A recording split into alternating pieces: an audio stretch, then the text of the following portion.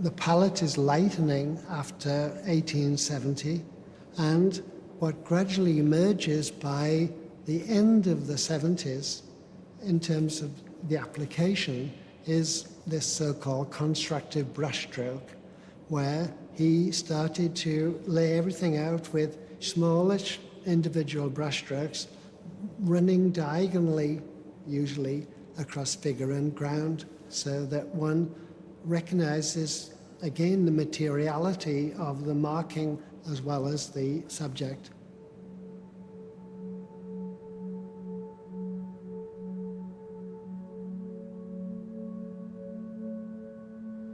Nous avons sur les 6 messes du musée Granet un paysage qui représente le Jas de Bouffan.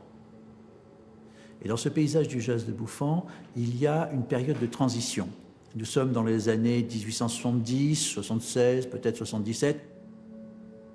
Eh bien, nous avons un tableau qui montre dans une partie à droite des dimensions qui sont encore impressionnistes, mais à la manière de Cézanne, c'est-à-dire que sa touche devient constructive et structurante, c'est-à-dire qu'elle a un sens, une orientation, une inclinaison, une cohérence qui donne une architecture interne au tableau.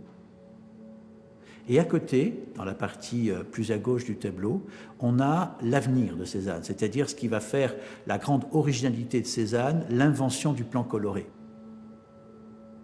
Le plan coloré, c'est une manière pour Cézanne de creuser l'espace, de modeler le volume, sans avoir vraiment besoin ni de la perspective atmosphérique, ni de la perspective euclidienne, celle qu'on utilise depuis la Renaissance, mais d'inventer une manière nouvelle de modeler et de creuser l'espace par le plan coloré.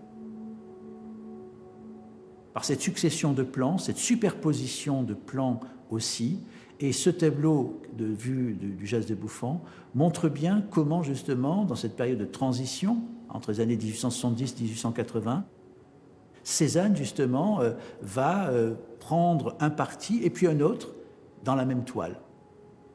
Et on mesure totalement cette évolution et ce tableau est passionnant pour cela.